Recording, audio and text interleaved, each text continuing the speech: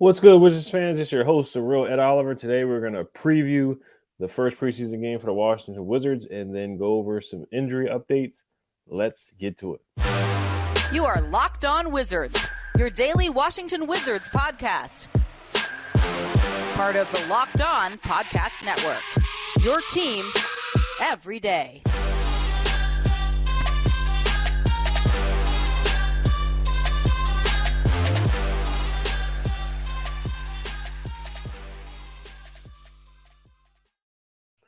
Just want to thank you guys for making Locked On Wizards your first listen every day. We are free and available wherever you get podcasts.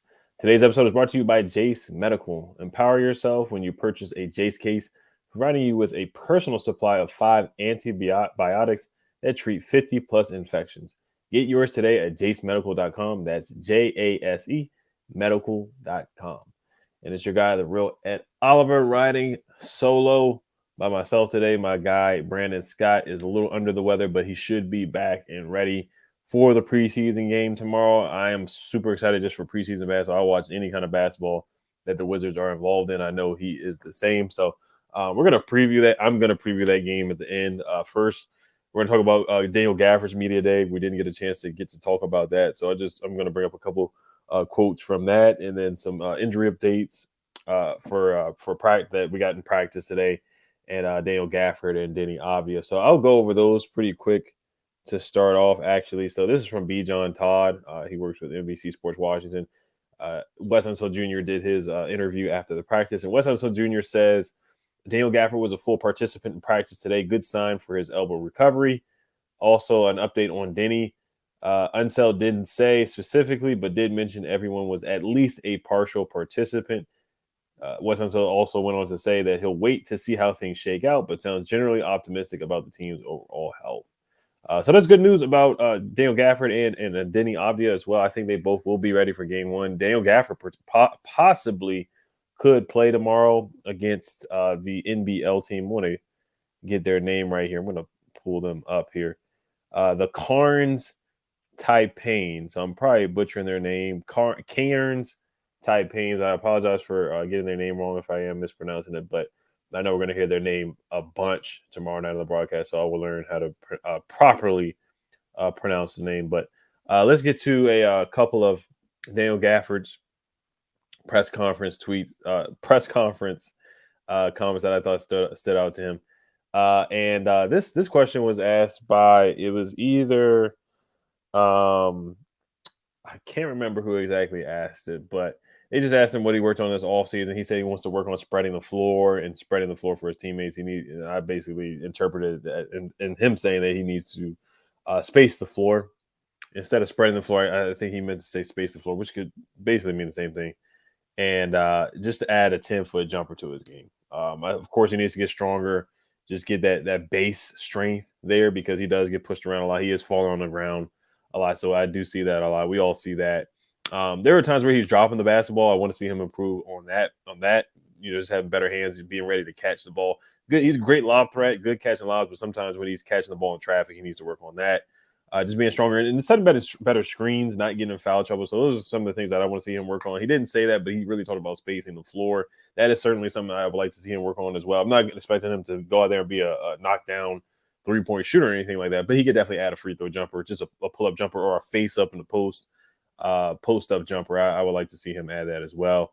He did talk about Tyus Jones and said that Tyus Jones and his floater is a match made in heaven.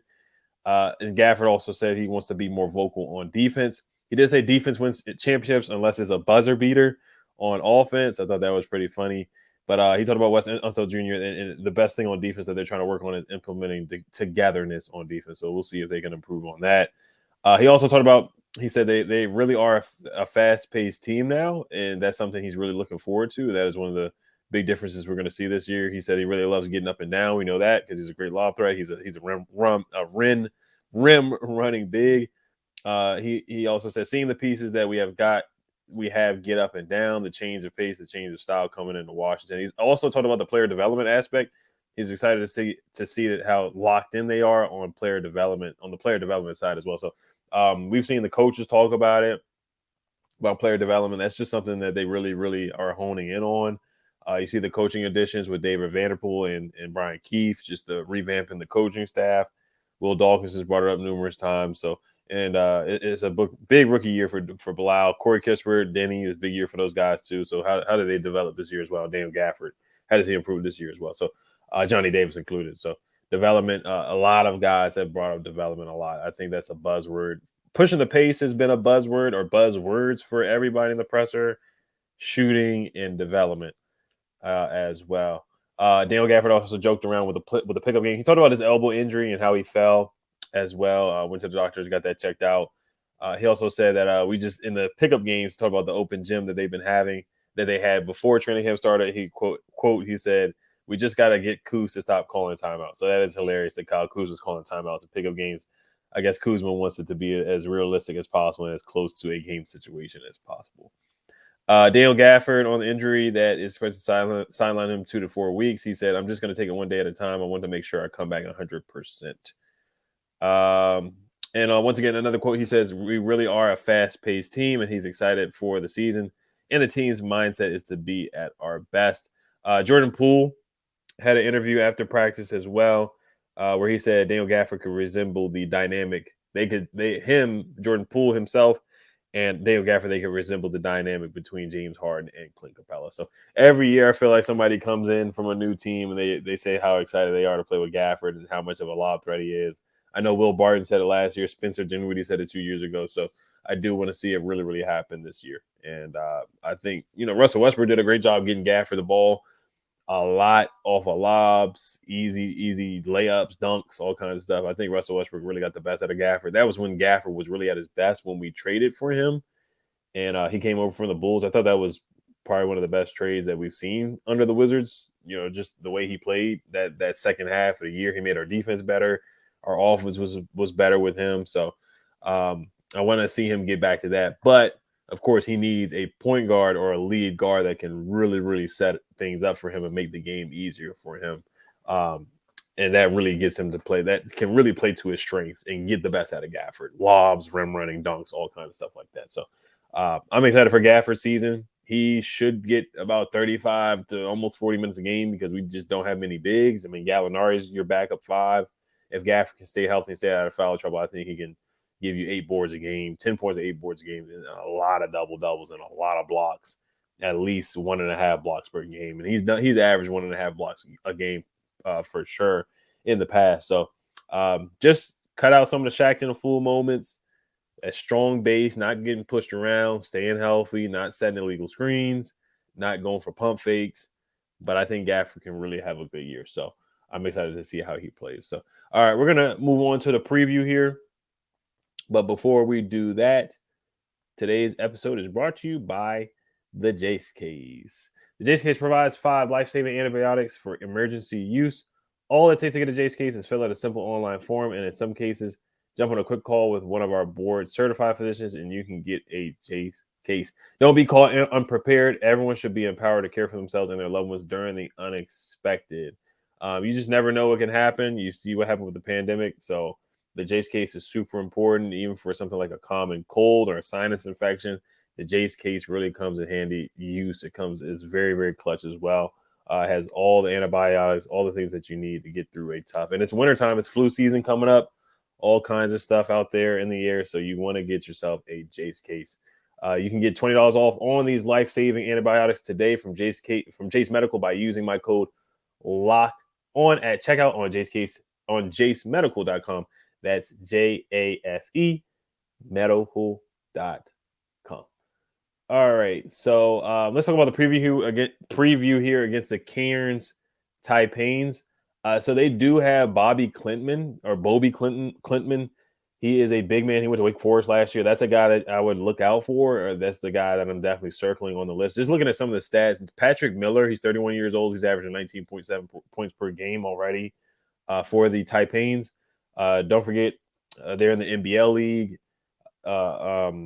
Xavier Cooks played for that league, and Bijan Todd also put out a tweet where he asked Xavier Cooks. Xavier Cooks says the Cairns play fast and shoot a lot of threes, which is the exact same way Wes Unseld Jr. wants them to play this year. So That's something to take a look at. I would be prepared for the fast pace, for the pace of the game. I would pay attention to that because this is what Wes Unseld Jr. has talked about so much. This is what the players have talked about so much. So this is really a point of emphasis, is them pushing the pace and playing faster. Exit interviews last year, even though Monte Morris is not on the team anymore, he brought that up numerous times in his exit interview. Kuzma brought it up. I want to say Corey Kispert. So many guys brought up pushing the pace, and I think that's something that they didn't do enough last year. Now, pushing the pace doesn't always mean that you're going to win games. There's teams that, push the pace a lot and score a lot, but they're giving up 120 points. So that doesn't always mean you're going to win a bunch of games. But I think that would play to our strength. You look at the young guys we got. Jordan Poole's a quick, twitchy, shifty guard. He can play point. He can play shooting guard. Kyle Kuzma's at his best when he runs. Denny's at his best when he gets the board and runs. Gafford's at his best when he's just running. Corey Kispert can get trailing threes when he's running the floor as well. So I think you would get the best out of this roster. Bilal, he's good in transition. So there's so many young guys, so many young legs on the roster. Even Johnny Davis, I think a fast pace could suit him as well. But there's so many young guys on the roster, so I think it would be in their best interest to run the floor and push the pace. Gallinari is a guy who can play really well in the half court, where he can slow it down. He can post up, turn around, knock down threes, different things like that. But I think with this team, and I think Tyus is a guy that can certainly push the pace. He's not the fastest guy in the world.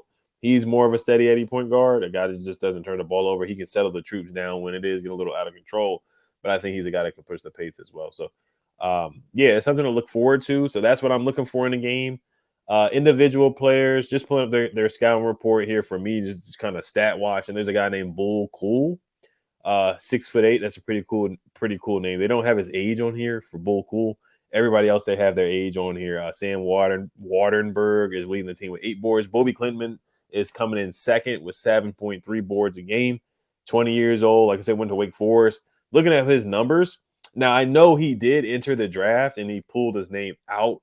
He is from Sweden. A lot of people say that the draft rumor was that the OKC Thunder had a promise for him, but that did not happen. Pulled his name out of the draft and went overseas. But just looking at some of the stats at Wake Forest, he had 17 and 11 against Syracuse on March 8th. That was in the ACC tournament, high intensity, high intense basketball in the ACC tournament, one of the best conferences in the NCAA. 7 points and 11 boards versus Miami, who was the 14th ranked team in the nation at the time. Then he had 10 points and 12 boards against Notre Dame in a loss, 66 in a win, 66-58. So he was very inconsistent, but he had some good games. 6'11", he can run the floor. 15 and 10 against South Carolina State. Had a couple of double-doubles. So the young man can play, man. He's somebody I would keep an eye on for sure in the draft coming up. We certainly need big, so I think there's a guy that the Wizards most likely really should keep on their radar for sure. So I'm intrigued to see Bobby Klintman.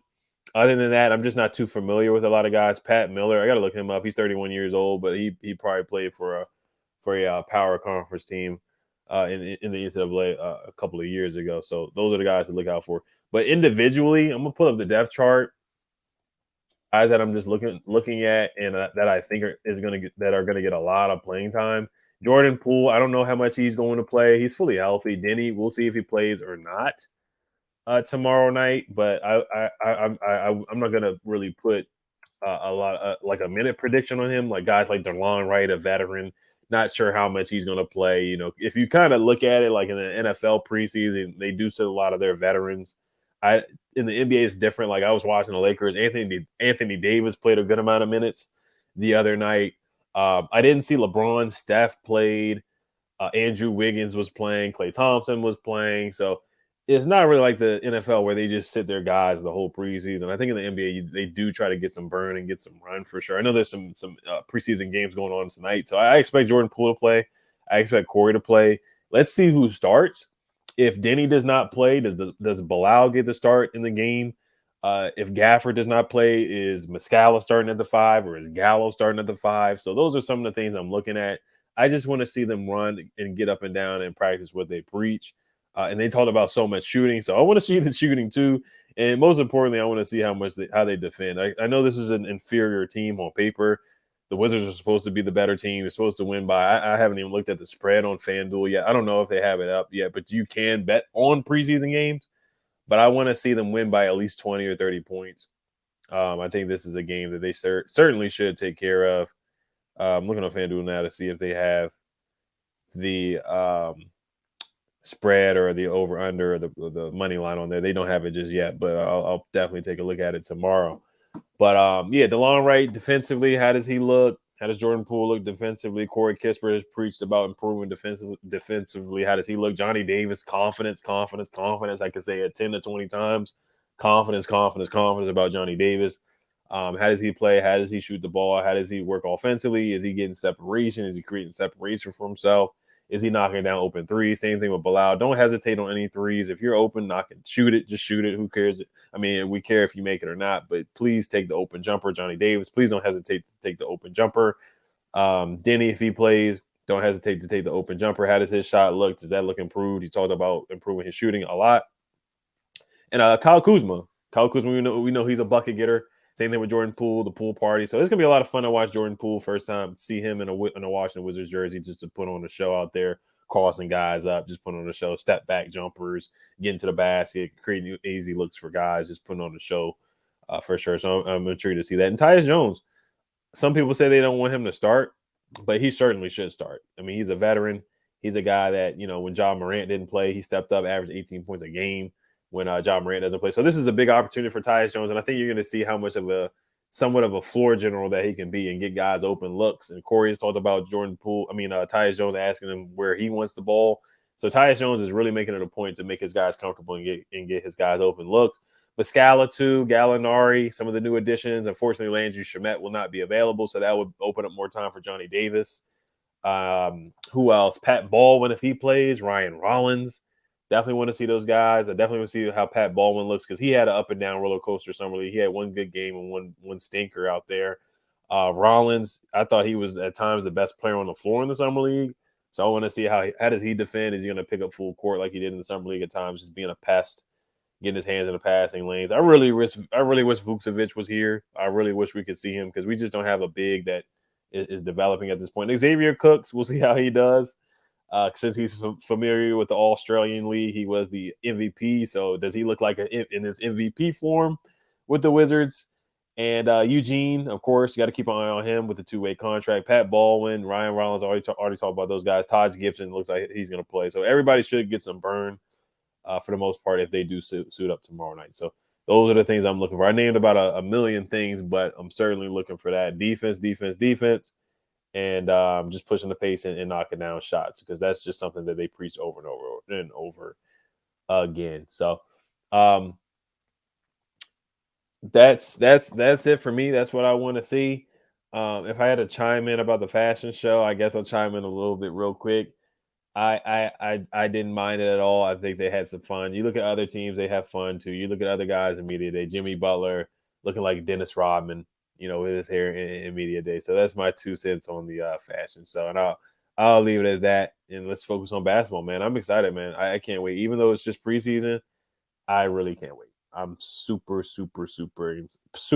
So if I had to come up with a score prediction just for preseason, I would say about 120 to 105. The Wizards beat the Taipans 120 to 105. My bold prediction, the leading scorer is going to be I would say Jordan Poole. That's just a little too easy. But if I had to have a bold take, I'm gonna say Xavier Cooks gets 8 boards. I'm gonna say he gets 8 boards. That's my bold prediction. Kind of bold, kind of not, because we've seen him get 10 boards in a game before. But I'm gonna say he gets 8 boards tomorrow night. So I can't wait. And Johnny Davis makes 2 threes in the game. So those are my bold predictions. All right, you guys let me know what you guys think. Make sure you guys subscribe, hit the notification bell as well. Wherever you guys get a podcast, make sure you guys subscribe, hit that notification bell. We thank you guys for listening, making Locked On Wizards your first listen every day. We will be live tomorrow night. The game starts at about 7 o'clock. So we should be on here around 9:30, 10. So I'm excited to be on live with you guys. And we haven't been live with you guys for a while. We know how you guys get. You guys are very hilarious in the comment section. So, all right, you guys, hell to the Wizards.